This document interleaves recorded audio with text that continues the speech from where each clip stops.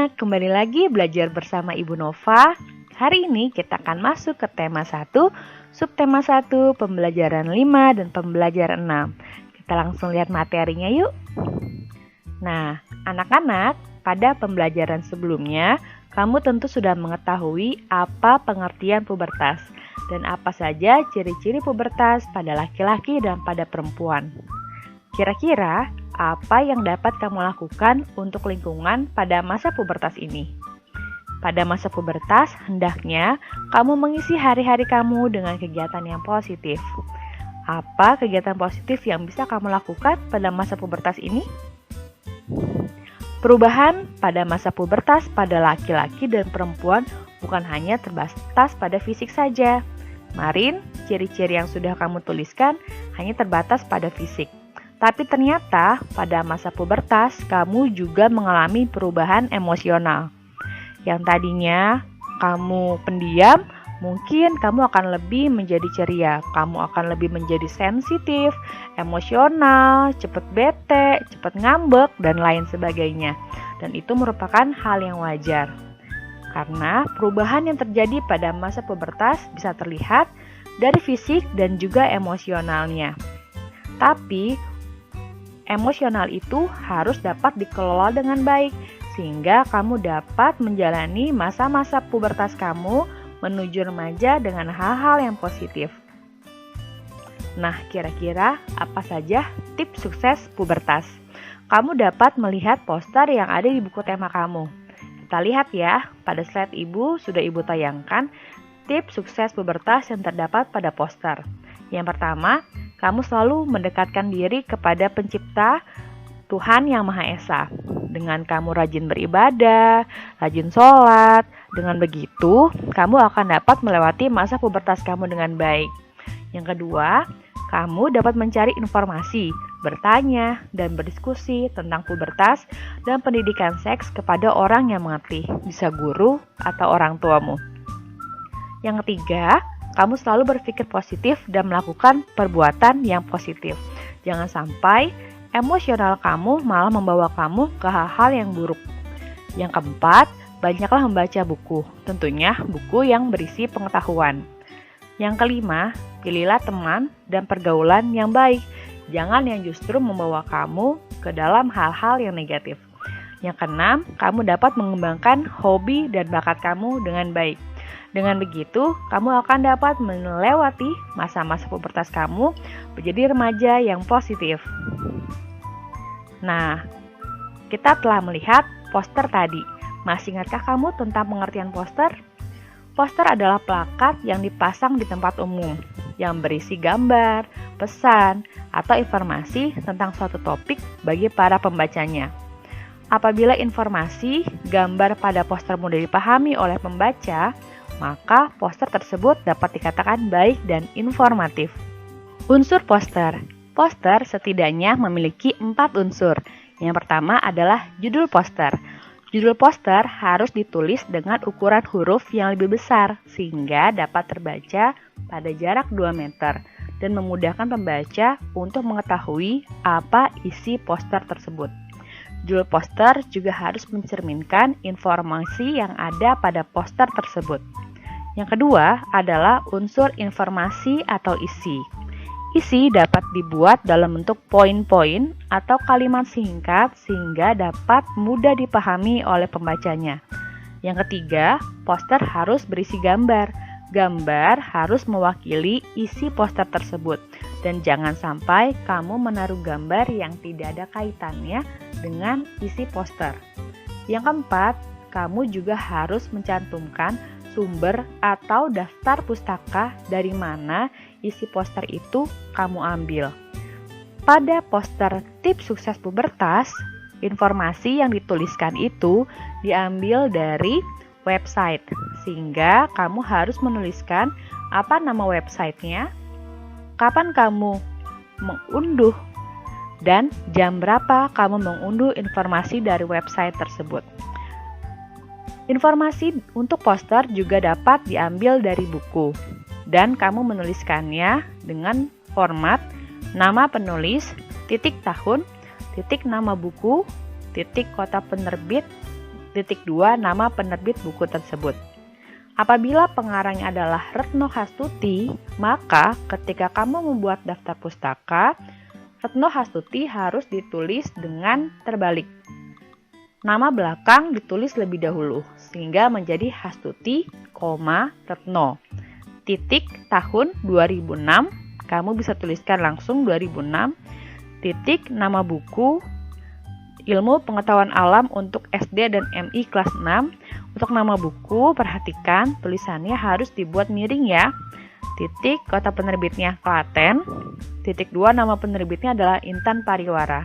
Perhatikan dengan baik ya format daftar pustaka tersebut. Kita lanjut. Sebagai remaja, kamu juga harus peduli loh terhadap budaya Indonesia. Coba kamu perhatikan. Di sini ada 4 gambar alat musik dari berbagai daerah. Kira-kira kamu tahu tidak apa nama alat musik yang dimainkan pada gambar di atas? Dan dari manakah alat musik tersebut? Kita lihat jawabannya. Gambar yang pertama adalah alat musik angklung yang berasal dari Jawa Barat. Gambar yang kedua adalah gamelan Bali, berasal dari Bali. Ketiga adalah tifa yang berasal dari Papua. Dan yang keempat adalah gordang sambilan yang berasal dari Sumatera Utara. Nah, ada lagi contoh lagu dari daerah Tapanuli yang berjudul Mariam Tomong. Kemarin kamu juga sudah ya melihat contoh partitur lagu. Sekarang kita lihat untuk lagu berjudul Mariam Tomong memiliki nada dasar Do sama dengan C. Dan penciptanya adalah Guru Nahum Situmorang. Ya, betul. Untuk birama atau ketukan di sini untuk Mariam Tomong adalah 4/4, yang berarti pada setiap garis birama berisi 4 ketukan. Dan tanda kunci yang dipakai adalah tanda kunci G. Kamu nanti bisa belajar ya menyanyikan lagu Mariam Tomong ini. Kamu juga sudah mempelajari apa pengertian interval nada. Ya, jarak antara dua nada disebut sebagai interval. Namun, berdasarkan cara memainkannya, interval dibagi menjadi 2, yaitu interval harmonis dan interval melodis. Kita lihat apa perbedaannya. Di sini, di sebelah kiri ada gambar interval harmonis. Nah, yang bulat-bulat itu adalah nada yang dipencet atau dimainkan atau dibunyikan. Pengertian interval harmonis sendiri adalah 2 nada yang dibunyikan secara bersama. Jadi dipencetnya bareng-bareng apabila kamu memainkannya dengan pianika. Lalu interval melodis adalah 2 nada yang dibunyikan secara bergantian. Misalnya kamu menekan Do, lalu kamu menekan Mi. Maka bunyi yang dihasilkan adalah interval melodis. Kita lihat lagi untuk penjelasan lebih lanjutnya. Kamu sudah tahu ya, untuk nada ada 7. Do, Re, Mi, Fa, Sol, La, Si, dan kembali ke Do dan selanjutnya. Untuk interval harmonis yang dibunyikan bersamaan, itu berarti kamu misalnya menekan nada Do dan Mi secara bersamaan. Jadi ketika kamu memainkan pianika, Do dan Mi kamu pencet barengan, bersamaan. Bisa juga Mi dan Sol, atau Re dan Fa, atau La dan Do, tapi asalkan dia dipencetnya secara bersamaan atau dibunyikan bersamaan. Sementara untuk interval melodis itu terbagi menjadi 2, yaitu ascending dan descending. Interval melodis tadi dibunyikan secara bergantian, jadi berurutan. Untuk ascending interval ini memiliki arti interval dari nada rendah ke nada tinggi. Jadi, setelah kamu mencet Do, lalu kamu memencet Mi, berarti kan dia naik ya. Setelah Do, kamu pencet Mi. Nah, itu artinya dia dari nada rendah ke nada tinggi. Atau setelah kamu memencet Re, kamu memencet Sol. Itu juga dari nada rendah ke nada tinggi. Begitu juga dengan Fa ke La, dari nada rendah ke nada tinggi. Dan La ke Si. Itu adalah contoh-contoh untuk menekan nada ascending interval. Lalu untuk descending interval, ketika kamu membunyikan dari nada tinggi ke nada rendah. Jadi nadanya turun. Misalnya dari Sol, baru kamu memencet Mi. Atau dari si, kamu baru pencet la. Atau dari fa, kamu kemudian membunyikan re, dan mi, lalu ke do. Itu berarti nadanya turun, yang berarti adalah descending interval. Semoga sampai saat ini masih bisa dipahami ya. Nah, selain itu, kamu juga harus mempelajari nama interval nada. Di sini ada interval nada do, re, mi, fa, sol, la, si, do. Do pada tangga nada itu diartikan sebagai C. Re itu D, mi itu E, fa itu F, sol itu G, la itu A, si itu B, dan do itu C. Nah, untuk nada do sama dengan C, kita lihat untuk nama dan intervalnya ya. Di sini nama interval ada 8. Prim, second, third, quart, quint, sexth, septine, octave. Ini harus kamu hafalkan. Untuk prim, memiliki selang satu nada. Misalnya dari nada do ke nada do. Berarti kan dia hanya di situ saja. Nah, itu berarti selang nadanya hanya satu. Do ke do. Lalu untuk second, selang nadanya 2. Setelah kamu cek do, lalu ke re, berarti kan 2. Do, re, 2 ya. Lalu untuk third, dia memiliki selang 3 nada, misalnya do, re, mi.